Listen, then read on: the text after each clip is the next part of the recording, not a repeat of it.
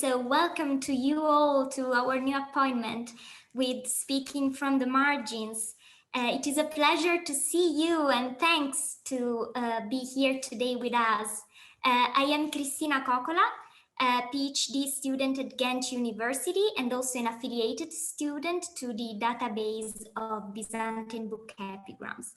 And today, with a great joy and honor, together with the other members of the team, I'm introducing you our special speaker, our very own Sien De Groot. Sien is a PhD student in Ghent. She's almost approaching the end of her project. And I have to say, this is a special moment for the entire DBB team, because apart from Sien, tomorrow, also another colleague of us, Julian Vertola, is going to defend his PhD thesis. So this is also a good moment to wish to him our best of luck. Sien is working on the epigrams that we can find in the manuscripts of the so-called Corpus Dionysiacum. And now Sien will introduce us to this matter. And of course, as you can understand, her research is really related to the database itself. So before starting, let me remind you this session is recorded. Your microphone and the chat will be muted for the entire duration of Sien's presentation. After it, you will be able to ask your question either directly just by raising your physical or virtual hands or by writing the questions down in the chat, and I will read them for you. Last reminder, if you want, you can leave your cameras on. We think that this can give Sien a more comfortable environment while speaking. So Sien, the floor is yours. Good luck and thanks. Thank you very much, Christina. Let me first manage my screens.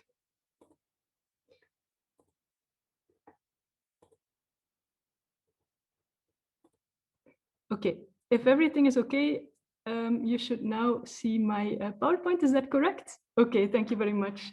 In the first place, thank you all for being here, and thank you to the DBBE team for letting me speak on this occasion. As Christina mentioned, I am in the final weeks of my PhD project. The deadline is in exactly 3 weeks minus 3 minutes. So as you can imagine, what I'm going to present today is not so much a new research paper, but more or less a reflection on what I have found throughout my research project and some of the findings. So let's get started. Hapax anagnoustin vivlion taftin holin, hosis biton peptoka si sophis logis, kep nigome fel, giradosmi pamakar. This is how a 14th century reader by the name of George describes his experience of reading the texts of pseudo Dionysius the Areopagite. As you can see in the epigram, the texts of pseudo Dionysius were famous for their mystical depth and their difficulty. The texts were not easy to understand. George expresses his experience in verse, and this is not surprising given the immense popularity of book epigrams throughout the entire Byzantine period. So for people who were already here in the previous lectures in the series, we have already seen that the habit of composing and copying such metrical epigrams in manuscripts was extremely widespread, and that this term book epigram is actually an umbrella under which we find a wide variety of different types of texts. And as we have also seen, these texts can inspire many different research perspectives on Byzantine texts. We have seen some philological approaches, but also linguistic approaches to book epigrams.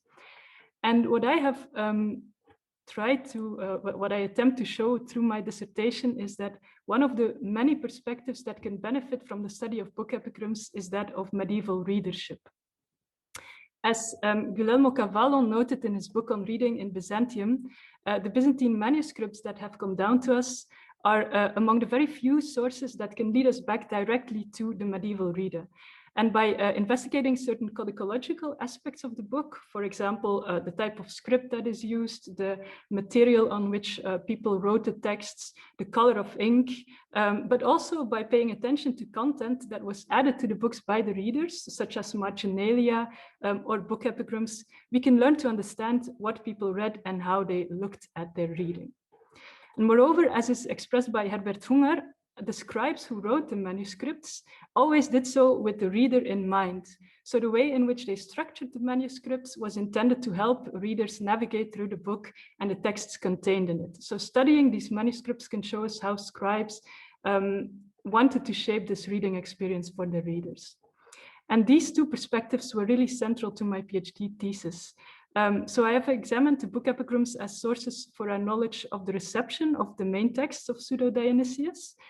And some of these epigrams, such as the one by George that I have mentioned in the beginning, do so quite explicitly by speaking about the texts. But as I have argued throughout my thesis, a careful examination of the book epigrams within their manuscript context can also help us to understand how people read the main texts, but also how they read the book epigrams.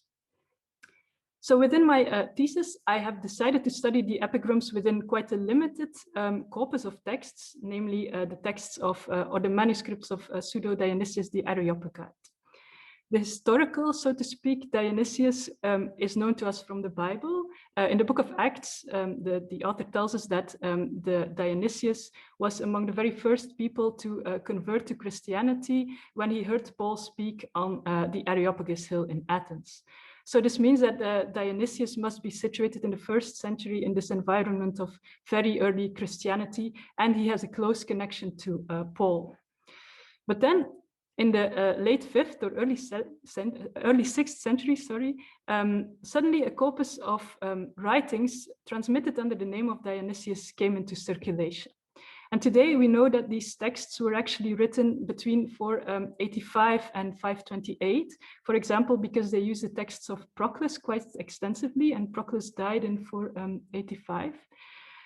But they are transmitted under the name of this 1st century Areopagite. So this so-called Corpus Dionysiacum basically consists of 4 treatises, so longer texts, and 10 epistles that are transmitted under the name of Dionysius. And it is interesting to see that this 6th century author actually assumes the entire identity of the 1st century Dionysius. He does so, for example, by addressing the texts to 1st century people. One example of this you can see on the image of the PowerPoint. So this is taken from a manuscript. And in this manuscript, Dionysius is represented together with Timothy, Timothy, who was the bishop of Ephesus and was also one of the addressees of Paul's epistles. And Timothy is also the person to which all of the treatises of the corpus are addressed. So in this way, the author really takes on this entire identity of Dionysius the Areopagite. The texts are preserved in about 140 Greek manuscripts. We will see many examples later on. The DBBE today has 110 manuscripts connected to Dionysius. So these are all, of course, manuscripts that come from the Byzantine period and that have some book epigrams. And just to tell you something about the content of these texts, I will be quite brief, so I know that this is a strong oversimplification, so I apologize for this, but 2 topics are really important throughout these treatises and epistles. One of them is the question whether or not knowledge of God is possible, and if so, how we as humans can reach this knowledge. And secondly, a second thing that is really important for Pseudo-Dionysius is the question of how celestial beings, so angels, and ecclesiastical humans, so people in the church, are structured in hierarchies, how they relate to each other and how they relate to the divine. So my choice for this specific corpus is motivated by several of its characteristics. One of them is the peculiarity of the book epigrams in them, but also in the first place, we know that these texts were widely read throughout the Byzantine period. So the number of surviving manuscripts testifies to this. But we also see that numerous Byzantine authors took the texts of Pseudo-Dionysius as a basis for writing their own texts. So we see that he is extensively quoted in other theological works, but what is more important today is that people also wrote commentaries on these texts, and these commentaries were mostly transmitted together with the main text in the corpus, in the manuscripts. So as you can see here, this manuscript has a set of marginal scholia that were, I hope you can see where I point with my cursor. Yes, that's good. So these marginal scholia were added by the same scribe that wrote the main text, but you can see that a later reader also added more notes around this, this main text and these scholia. And if we look at the manuscript tradition, it is very interesting to see in this corpus that the core of the scholia was actually composed very soon after the main texts. And the core of the scholia were composed with the explicit goal to defend the texts against people who did not believe the authenticity of the corpus, so who did not believe that Dionysius was actually the author of the texts. So let's have a quick excursion to the manuscript tradition. The texts of Pseudo-Dionysius were brought together in what we could call a redacted corpus. The editor of these texts has referred to them in this way. And part of this redaction consisted of the addition of scholia to the corpus. And this happened in between 536 and 553, just to indicate how close this is to the composition of the main texts. These first scholia were composed by John, the Bishop of Scythopolis in Palestine, and they also are preceded by a prologue that defends the corpus against attacks on its authenticity. And so this redaction did not only add the scholia, but also actually fixate the corpus as a closed unity. That was to support the first century provenance of the texts. From that moment onwards, no new main texts were added to the corpus, and no texts have disappeared. So the corpus seems to be quite closed in this sense. And what is also interesting is the fact that today, all of the manuscripts we have preserved go back to this redacted version of the text. So we have no manuscripts that actually go beyond that to the composition, to the archetype of the main texts. Okay, so this is a lot of information. I'm going to add one more thing, and then we will go to the book epigrams. Something that is also important to know is that if you look at the manuscripts today, there are basically two types. One of them is called by the main editor so-called Codex Merus, which only has the scholia of John of Scythopolis. The other type of manuscripts is a so-called Codex Mixtus. This is the large majority of the manuscripts, in which the scholia of John are supplemented by scholia of Maximus the Confessor in the 7th century and many others. Okay, this was quite a lot. And one of the goals of my thesis was actually to investigate and to determine how the book epigrams of the corpus fit into this whole basically entangled situation of other texts in the manuscripts. And so in my thesis, I have edited and studied all of the epigrams that are found in Byzantine manuscripts of Dionysius. So the first 3 chapters deal with epigrams that are mostly text and author related. So they refer to the texts themselves, but also to the author Dionysius. In the 4th case study, I have looked at epigrams that are related to scribes and patrons, so that can tell us a bit more about the actual production of the manuscripts in which they are transmitted. And in what follows, I would like to actually focus on one epigram, one example, and show you how it travels throughout the entire manuscript tradition. And as such, I hope that by the end of this presentation, you will understand how these epigrams can help us in research on medieval readership of these texts. So our tour guide, Epigram 4, is taken from the first case study. In this first case study, I study a group of 12 hexametrical epigrams on Dionysius that were extremely popular throughout the entire manuscript transmission. To start, each of the texts of the corpus has its own epigram. So that accounts for 6 epigrams, and then there are some other epigrams that could be added as additional epigrams to each of the texts. All of them were composed in dactylic hexameters and more or less use the same vocabulary. And so, as I have demonstrated in this first case study, the 4 epigrams on the treatises were already part of the redacted corpus produced in the 6th century. So this means that they were added to the corpus at the same time at which the scholia were added. And this explains their omnipresence in the manuscript tradition. They were simply copied from this hype archetype into all of the surviving families of manuscripts. This also means, and this is really interesting, that these epigrams go back to a poet who was especially close to the composition of the main texts chronologically, and that the epigrams were part of the attempt at fixation of the corpus. So the epigrams are meant to support the authenticity and the sanctity of the author Dionysius. So I have chosen to show you this epigram, which is epigram 4 in my thesis.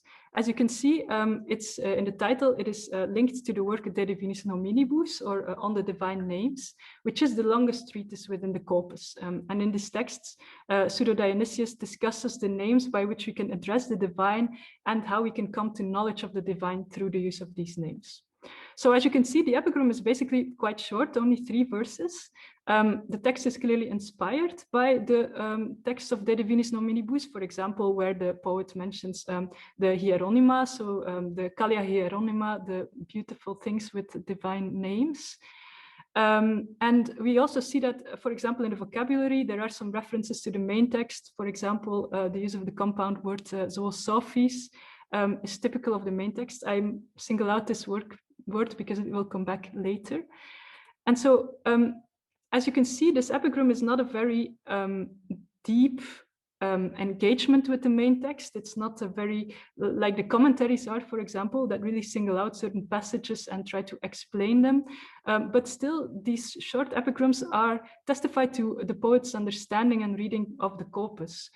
For example, it is interesting that within all of these 12 hexametrical epigrams, Dionysius is not primarily presented as an author, a person who writes books. For example, the word book is not there in any of these 12 epigrams, but instead he is presented as someone who has entered into some kind of a union with the divine, who has higher knowledge of the divine, which he then passes on to earth. So this means that, for example, the verbs that are used of Dionysius refer to him as speaking or singing the praises of the divine, or making things more beautiful, but never writing. Now, this is not unique to this focus, just to show you one other book epigram, or this is not unique to this epigram, I mean. Also in some of the longer epigrams on Dionysius, we see this aspect of Dionysius as being some kind of a bridge between the human world and the divine world. For example, this is a poem written by the 11th century poet, Christopher Mytilenaeus. I cite here the edition by Marc de Grote and the translation by Floris Bernard and Christopher Livanos. And as you can see in the final verse here, this epigram also presents Dionysius as an angel, someone who is more celestial than we common people, so to say. So, as I have explained, the epigrams were already present at the earliest stage of the transmission history in this redacted hyparchetype. And this means that they also occur everywhere and have very many occurrences in comparison to other book epigrams. For example, for epigram 4, I have found 92 occurrences, which is quite a lot. And if you look at all of these occurrences, you actually see that the text of these epigrams is remarkably stable. So there are not that many major variants. You will see some exceptions later on. And this is quite striking when dealing with such a large tradition, actually, and especially with book epigrams. For example, if we go back to the presentation of Julie Boutin, we see that scribes could change all kinds of things, but this is not the case in the epigrams that we will see today. However, this may leave us with the idea that the epigrams were some kind of a fossilized part of the manuscript tradition that is just taken over by every scribe and not changed at all. But while going through the manuscripts, I have actually seen that the manuscripts themselves offer quite a more lively picture. So as you can see here, the majority of the cases, in the majority of the manuscripts, the epigram precedes the work De Divinis Nominibus. This is already the case in the earliest manuscripts. This manuscript is the Parisinus Graecus 437. We will come back to this manuscript later. It's a very important one, not only because it's the oldest witness of the CD of the corpus, but it also has a great cultural importance. So as you can see, the epigram here is in the red frame, and it basically introduces the text of De Divinis Nominibus to the readers. This manuscript does not have a lot of decoration. The entire text is written in majuscule script, and the epigram does not stand out that much against the rest of the text. which is quite exceptional.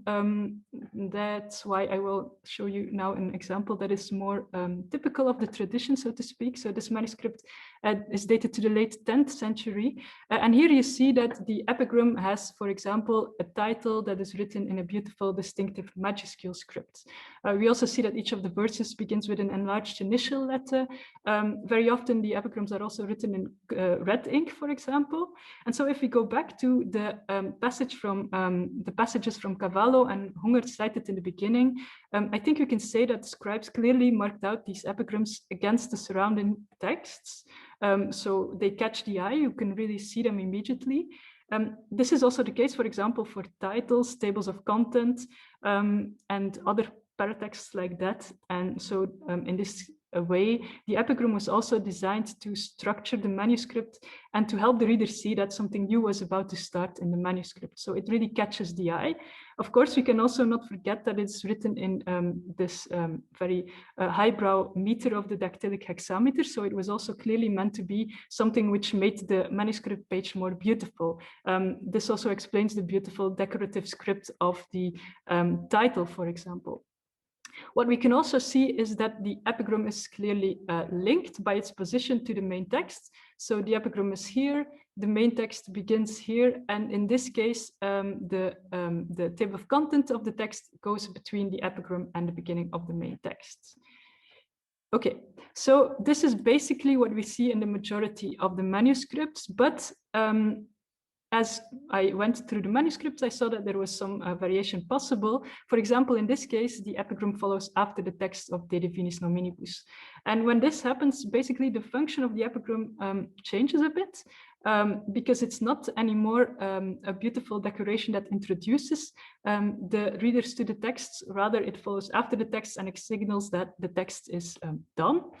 So it's basically a very short summary or a reflection of the main text after reading. And as I have noticed, manuscript scribes were usually quite consistent in their choice. So either all of the manuscripts on the treatises precede the main text or they all follow after it. Now, what is also quite nice is that in some manuscripts, the same epigram actually occurs twice or even 3 times. For example, in this 15th century manuscript, epigram 4 was copied exactly where we would expect it, namely before the beginning of De Divinis Nominibus. And just to show you, here you see that the epigram precedes immediately the main text. So the table of content is on the verso page before this epigram. So there was some variation in this position. But what is more interesting is that there is a second occurrence of the same manuscript, of the same epigram in the manuscript after the end of the corpus, as you can see in the picture on the right. So after the end of the corpus, the scribe added another small selection of hexametrical book epigrams.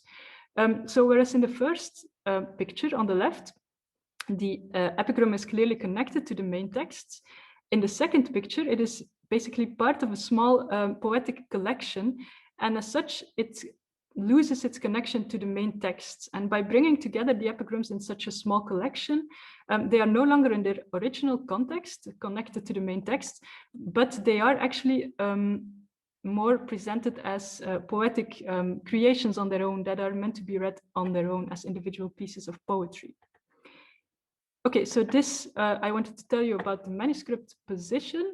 For epigram 4, I have also found 2 cases where the epigram itself, so the text of the epigram itself, is slightly changed.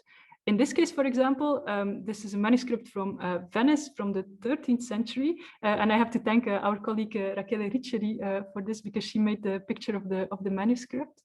And so in this case, we see that someone actually added an extra verse to the epigram. As you can see, Uranon isanagis Dionysiae photos aristus. So you, Dionysius, lead the best of people to heaven. And this is quite interesting because by this verse, which only occurs in this very manuscript, the person who added the verse also adds a direct address of the author, which is otherwise absent from the epigram. A more peculiar case is found in this manuscript from Modena. So it's a 14th, 15th century manuscript. And here again, we see two occurrences of the same epigram on the same page. The red frame has an occurrence as we would expect it, written before the beginning of De Divinis Nominibus. But in the lower margin, we read a second occurrence added by a later hand in the lower margin, as you can see. And if we look at the transcription, we see something quite odd, actually. We see that unlike the previous case where there was really like a new verse and a new idea added to the epigram, in this case, the later person who added this just stuffed the epigram with extra syllables, basically. So you see that, for example, there are all kinds of particles added, de and e. There is logoisin instead of logos, and so on. So I think what we see here is that a later reader or a later scribe wanted to take the original epigram, the occurrence as he found it, and which consisted of 3 dactylic hexameters, and turn it into a poem of 2 elegiac distichs. You can also see this in the presentation of the epigram. You see that the second and the fourth verse, so the pentameters of the distichs, are a little bit more to the right. There is a little bit more indentation there. And this is quite interesting because elegiac distichs were not that popular as a meter for book epigrams, but they were important and widely used for epigrams in antiquity. So my hypothesis here is that the person who did this wanted to make the epigram in the sense more epigrammatic, so more like ancient epigrams that he knew. Okay, so this very short overview shows us that the traditional epigrams were, on the one hand, felt to be quite a strong part of the corpus. They were connected to the main text from the very beginning, and they were also copied quite faithfully from exemplar into the copy. And so in this way, they serve to emphasize the authority and the divinity of Dionysius the Areopagite. But if we look at the individual manuscripts, we see that they are clearly marked out against the main texts by their visual characteristics. So we see that scribes really wanted the readers to see these epigrams and to perceive them together with the main texts. As I have hopefully shown, these epigrams in this way help to guide the reader through the manuscript, but they also form a kind of decoration in the manuscripts. And so in general, they are meant to draw attention. And this attention that we have for these epigrams was also there in the translations, the Latin translations of the corpus that were made throughout the Middle Ages. So as I have said, I wanted to come back to this oldest manuscript, the Parisinus Graecus 437. This is the oldest witness of the corpus. But it is also interesting because of its transmission history, or of its history. The manuscript was produced in Constantinople, but then it was brought to the West in the year 827. The book was a diplomatic gift from the Byzantine Emperor Manuel to the Carolingian king Louis the Pious. And so in the year 827, the manuscript traveled from Constantinople to France as part of an embassy to the king Louis. After receiving the manuscript, Louis immediately sent the manuscript to the monastery of Saint Denis. This is not so surprising because in the Western geographical tradition by that time, Saint Denis of Paris, who was a martyr who had been decapitated and is often presented in iconography like this with his head in his hands. So Saint Denis was identified with Dionysius the Areopagite, and therefore the book with writings of the Areopagite was actually quite fitting as a present to a monastery in Paris. Now, on basis of this book, the Parisinus Graecus 437, 2 Latin translations of the corpus were made. And the first translation by Hilduin, the abbot of Saint Denis, has almost completely vanished from the manuscript tradition, but the second translation has survived in many witnesses and was the classical version of the classical Latin version of the corpus as it was known in the West until the 12th century. And if we look at the manuscripts of Eriugena, we see that he also translated the epigrams into Latin. And this is not so surprising because Eriugena was an extremely faithful translator. So he simply took the Greek copy and transferred everything into Latin as literally as he could. So here we see his translation of epigram 4. And what is actually really nice to see is that this epigram shows that he did not fully understand the Greek text. For example, the first verse in Greek has the word hilea, from hilos, which means lips. So Dionysius dips his lips into the splendid mind. But Eriugena translates with mile. So apparently he read this hilea as coming from hilii or hilioi, 1,000, and he translates it like this. So very interestingly, in this way, the epigrams connected to the treatises also enter into the Latin tradition of the Corpus Dionysiacum. And whereas we have seen in the Greek manuscripts that the scribes had some freedom with, for example, the position of the epigram within the manuscripts or the title, for example, this disappears in the Latin tradition. So in the manuscripts of Eriugena, the epigram is copied in exactly the same position in relation to, for example, the table of content, and with exactly the same title everywhere. I think this probably can be explained by the fact that Latin scribes in general had less feeling with book epigrams. So Greek scribes must have seen book epigrams in many of the manuscripts that they copied. For Latin scribes, this was not the case. So they were probably less familiar with the concept, and they saw it as really an authoritative part of the corpus that had to be transmitted exactly as it was. So as said, Eriugena's translation was the classical version in the West for quite some time, but in the 13th century, another translation was made into Latin by Robert Grostet in England this time. Grostet was Bishop of Lincoln in the 13th century. And what we see here is very interesting, I think. So we saw that Eriugena focused mainly on the meaning of the epigram, and he just basically transferred every word from Greek into Latin as well as he could, and sometimes it went wrong. But Grostet, on the other hand, was mainly struck by the language and the poetic beauty of the epigrams. And therefore, he does not translate the epigrams into Latin, but he transliterates them into Latin characters. So as you can see here, like in the Greek manuscripts, the epigrams are also quite an eye-catcher. So they have, the title is written in red ink, they have an enlarged initial, the script is a bit larger than that of the text that follows. So we immediately see them, and as you can see here, Grostet actually transliterates the Greek text into Latin characters. So this means that his Latin readers must actually have been quite struck with this, because in the middle of a Latin codex, they suddenly find this Greek epigram. And this demonstrates, I think, that Grostet had real attention for the Greek language and the fact that these epigrams were poetic creations that were to be kept as such, and his readers as such could also enjoy the beauty of the language, so to speak. But because Grostet understood that not all of his readers could understand this, the epigrams in Greek are always followed by a small commentary and paraphrase in Latin, in which he explains, for example, some of the words that are used in the epigrams.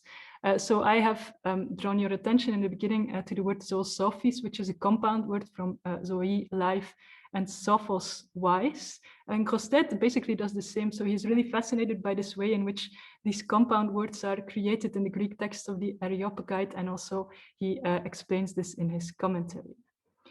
So with Grostet, who is basically the first medieval reader of the corpus, who really draws attention to the epigrams themselves, and shows us, his readers, that he found these epigrams important. I would like to end our very fast journey through this corpus. So I hope to have given you a small glimpse into the corpus that I have been working on for the last years. And what I mainly wanted to stress is that I think that by digging deep into the manuscript tradition and the manuscript context of the epigrams themselves, we can not only obtain good editions of the epigrams, which are, of course, necessary and interesting in themselves, But looking at these manuscript contexts in great detail can also help us understand this genre of book epigrams and how they were integrated into the manuscripts and transmitted and read throughout the Middle Ages. Thank you very much for your attention. Thank you very much, Sien. I see so many claps and they are really deserved. Thank you for your engaging paper, really. So in order to give our audience the possibility to think about their questions, I will take advantage of my privileged position today to break the ice and ask you the first of my many questions. So the first one is related to the corpus of your thesis. If I'm not mistaken, you showed us there are more or less 110 manuscripts related to the figure of Dionysius the Areopagite. But you are working on almost a half of them, 40, or am I mistaken probably? I think from... So, can I answer? Oh, sorry, I interrupted you. I didn't mean to interrupt you, sorry. Go ahead, please. Yeah, so basically the editor of the main texts lists 140 manuscripts. And so I have looked at more or less all of them. And today there are 110 manuscripts in the database, which means that there are 110 manuscripts that have book epigrams, basically. So there are some that I haven't seen, but I have worked on the entire tradition, more or less. I see, yeah. Good. So there are specific criteria for which you selected specific epigrams. You No. Yes, and there are some reasons for this. One of the reasons is simply that it was feasible to do so because the number of different types within the tradition is quite limited. So all in all, I have found 40 different epigrams, which is not that much actually. And so this really allowed me to look at the manuscripts in detail. But another reason is more of a how do I put it, a methodological reason, is that if you want to look at the manuscript contexts and the readers of these epigrams, basically each manuscript has importance in itself, also if it was copied from a manuscript that we still have. So that's why I found it important to really look at all of the manuscripts and see how the epigrams function within all of them, as far as it was possible. And I realized that this is not possible for each medieval text or even each set of book epigrams, that it was possible for this corpus. Good to know, thanks. So, any other question? Oh, I see Julie Bouten. Please go ahead, Julie. Thank you, Sien, for a very fascinating lecture. It was very interesting, and I was mostly interested in the Latin translations of the epigrams, and I was wondering if you could tell us something a little bit more, if these epigrams, these translations, can tell us maybe something about the difference in readership or the difference in audience in the Latin West versus the Greek East, if there's something you can tell about that. Yes, thank you. That's a really nice question. So in the first place, I would say that so I have basically looked at these Latin translators as readers of the corpus themselves. And then we see that the translators among themselves are quite different, actually. So we see, for example, Eriugena, who is mainly concerned with translating the corpus as faithfully as he can into Latin, and experiences some real problems with that. Whereas Grosted, and so Eriugena comes from a very theological point of view. So Eriugena also composed other works on theology, for example, and he wrote commentaries on the main texts as well that really go into the theological ideas of Pseudo-Dionysius. But then if we look at Grosted, who of course is to be situated 4 or 5 centuries later, we see that he also is interested in these theological topics, but also really into in linguistic subjects, actually. So he's really interested in the Greek texts themselves, in, for example, how how Pseudo-Dionysius uses certain compound words, but also into how certain sounds of the Greek language are pronounced, for example, how certain letters are pronounced. So his commentary is really full of these kinds of things, and he points at peculiar words and words that are not otherwise used. And so we see that also in the Latin West, there is quite a difference in readership of the texts. Yes, I hope this answers part of your question at least. Yes, yes, it does. Thank you. And then another thing that I found important was that so when we see in the Greek manuscripts, we see really this engagement of readers with these epigrams. There are also some examples which I have not shown you today, but where readers, for example, add glosses. So later hands add glosses on the epigrams in the margins, and thus help later readers to read the epigrams, basically. Which does not happen so much in the Latin tradition. So we have no signs, for example, in the Latin tradition that later readers or users of manuscripts really engaged with these epigrams. Yes, yes, that's very interesting. It's almost like the Latin readers really saw it more as an ornamental something to the text. Yeah, whereas in the Greek manuscripts, it's more, both, I think. Both, yeah, also part of the text. Yeah. Thank you. Thank you. Thanks, Sien. Any other question?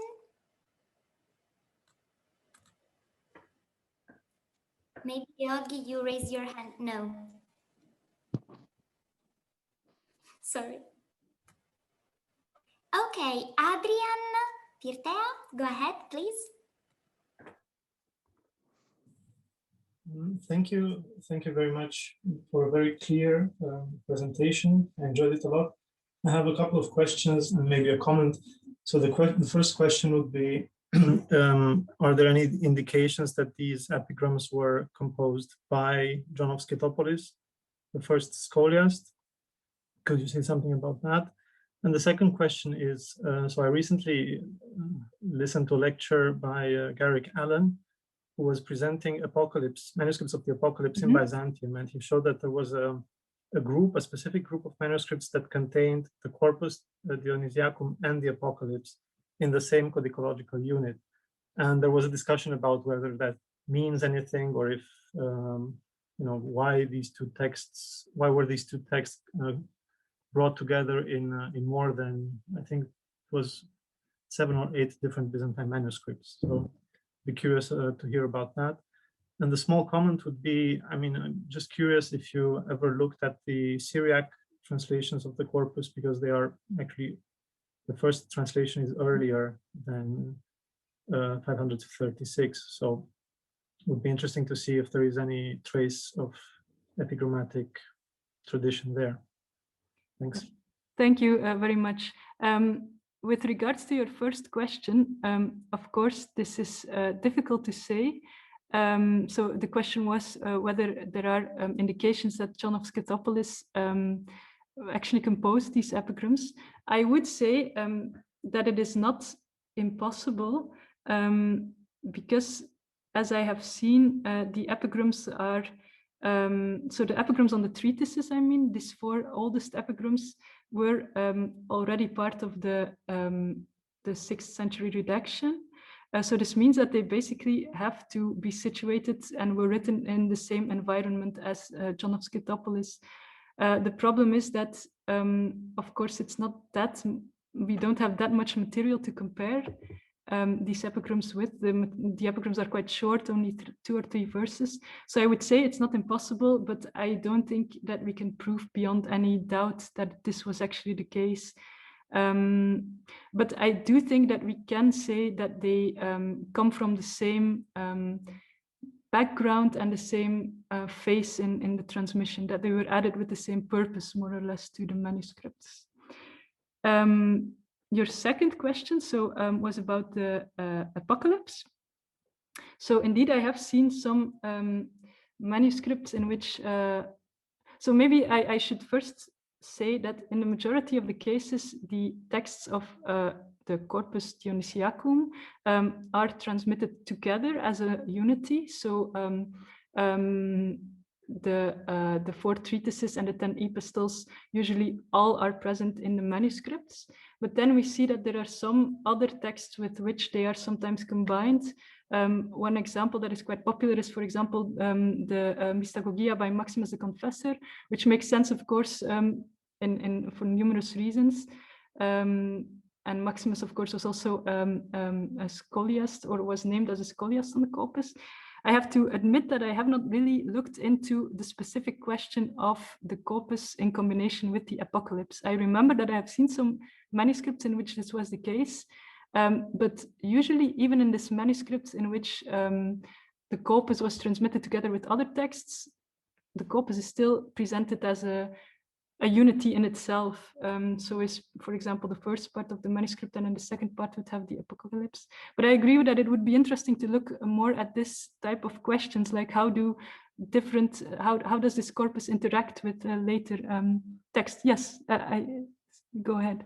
Especially since there are also epigrams yes. for the Apocalypse too. Yeah, so. Indeed. Yeah. So it would be good to see if we can see something there. Thank you. And then as to the Syriac translation, I also agree that it would be very interesting to look at these, especially these early translations, the one made in 536, but I have not done it in within the scope of my thesis. I think it would be interesting also for text critical reasons to see if the epigrams are there. So it may be something for later. Yes, thank you very much for your questions and your comments. Thanks, Sien. There is another question by Patrick Andrist, please. Yes, thank you very much, Sien, for your great presentation. I really enjoyed the way you showed how epigrams could structure the manuscript and structure the book itself, and it's part of the physical also language and the other dimensions of these paratexts. The first, I had 2 questions. The first one you already answered, that is if readers had intervention on the epigrams. But then the second question was if there are cases where the readers add the epigrams and contribute to this aspect of the book. Yes, thank you very much. Yes, that's a good question. Can I just say something about the first question as well, about yes, gladly. Intervene? So I have already spoken about, for example, glosses that were added to the epigrams, because of course some of the epigrams contain, for example, epic vocabulary, which was not very obvious. So then we see that in the margin, later readers add explanations to the words of the epigrams. There is also one case in which I think it's a manuscript that is in London today, in which a reader basically wrote a complete paraphrase of one of the epigrams. So there is the epigram, which in this case I think follows after the main text, and then before each of the verses, the reader has added alpha, beta, gamma, and then below the epigram there is the paraphrase of the epigram. So this is really interesting to see, and I think it supports this idea that the epigrams were not seen as a fossilized part of the manuscript by readers themselves, that readers really engaged with these epigrams. We see also, for example, that second hands had access to another branch of the manuscript tradition from which they added variants into a manuscript. So yes, we really see this engagement between readers and these manuscripts. And then your second question was if readers sometimes add epigrams themselves to the text? Yes. Yes. Yes, absolutely. So there are both cases in which later hands, so we have to assume readers add some of the hexametrical epigrams that were not there yet into manuscripts. But there are also cases in which readers make original compositions by themselves that they add to the texts. And I think I can go back to. Am I still sharing my screen? Yes, right? Yes. This one is an example of this, where a later reader basically wrote a few verses and added them to the manuscript. So this epigram in particular is preserved in an 11th century codex, but was added by a 14th century hand. at the very end of the codex. So then we know that the person had read the texts and had basically composed a short book epigram as a kind of signature and a reaction to the texts, which he added in the very end of the manuscript. So yes, we do really see this engagement of readers with the epigrams and with the main texts. Absolutely. Thank you very much. Well, thank you. Thanks. Next question by Matteo Poiani, please.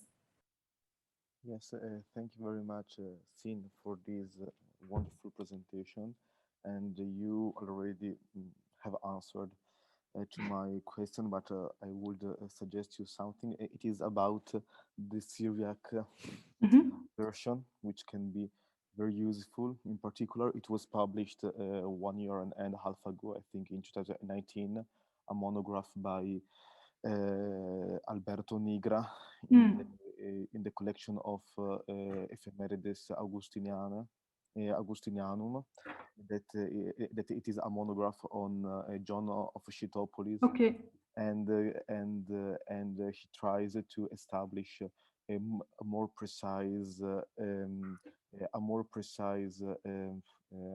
can I say, a more precise instrument to establish what could be written by John of Scythopolis and what could not be written by John of Scythopolis in the Scholia to the Corpus Dionysiacum. So my question it is: do we find these epigrammata in the Syriac version? You said it is not your topic, but have you some ideas? No, I have not looked at the Syriac manuscripts, but I think it would be really interesting to do so and see what happens with the epigrams over there, because I know that in the first Syriac translation, the Scholia by John of Scythopolis were not there yet. Yes, this means that this redaction had not yet happened at the moment when the corpus was first translated into Syriac. So I think it would be really interesting to look at the Syriac manuscripts of the different translators and see what is there in terms of scholia and epigrams. Yes, and thank you for the suggestion. I have written it down, and I will look at the monograph. Thank you. Yeah. Sorry, indeed, if I talk again, but I have an idea, but maybe Adrian Pirtea knows better than me. But I have in mind that in the very first translation we have only John of Scythopolis scholia. It is this that the Syriac version is so important, because from Syriac version you get, but Adrian maybe knows better than me, and maybe I am wrong. I don't want to monopolize, but I mean, just very briefly. So the first translation only contains the corpus without any scholia, and I just checked in the manuscript; it doesn't have any epigrams. So it reflects a state of the text before maybe the epigrams were copied. I mean, the oldest manuscript is 8th century, so it's quite early. Yeah. And the second translation by Phocas in Edessa in the late 7th century, I think, does contain the scholia of John. So perhaps the second translation would be more interesting to look at. Maybe there you would find also the epigrams. Yes. Unfortunately, it's not edited. No, indeed. Published. Indeed. So. And actually, the fact that the epigrams are not there in the manuscripts that you mentioned, the oldest manuscript of the oldest, I'm sorry for all of the other people, but I find this really interesting. This actually indicates that indeed the epigrams were probably part of this redaction with the scholia and not yet of the original main text. So that's actually really interesting to know. So could I write you a short email about this? Thank you very much. Thank you. Yes. Thanks. So I see Zaharia Sebastian that has a question. Go ahead, please. Thank you, Sien, for such a wonderful talk. It's a short follow-up of what has been said already. I'm just curious, is any polemical potential in these epigrams, especially after what Adrian said, that they are not in the the first redaction of the manuscript. I mean, it would make sense, as obviously is known, I think, that this text is debated, or a part of it is debated between Chalcedonians and anti-Chalcedonians, so the Syrians, and Maximus is in the Chalcedonian camp, of course. So it would be interesting to know if there is any polemical idea in the epigrams themselves. I would say that the epigrams very much are part of the tradition by John of Scythopolis. So they really confirm this view, and they defend the orthodoxy of the Areopagite. Yes. So this means that maybe there is polemical material in there, but they are, I think, part of the attempt at defending the corpus against attacks, and also especially this shorter hexametrical epigrams really focus on Dionysius as a saint, so someone who was a teacher, who was had access to higher knowledge. And so I think that in this sense they also mainly basically the defense is against claims that say that Dionysius is not the real author and is not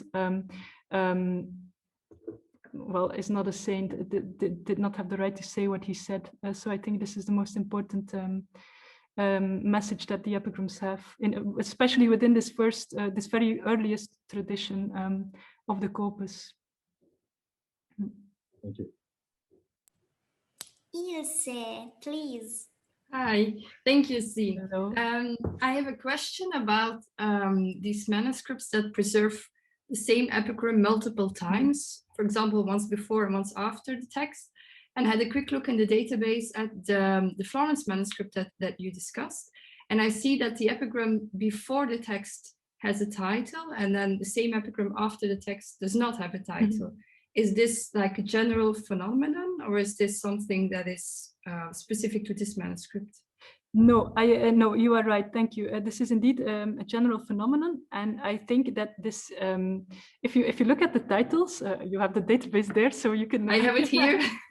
So you can see it. But I think that the titles are next to the position in the manuscript the most important tools, so to speak, to attach these specific epigrams to the specific text. So the titles, in most of the manuscripts, the title is Epigramma iston Makarion Dionysion isto, and then the title of the main text. So this means that in the moment when the epigram is taken away from its original position in connection to the main text, the title doesn't really, is not that important anymore. And it is brought into basically a small anthology. Sometimes you will see that the first epigram there has just a title Epigramma and then allo, allo, allo, allo, allo.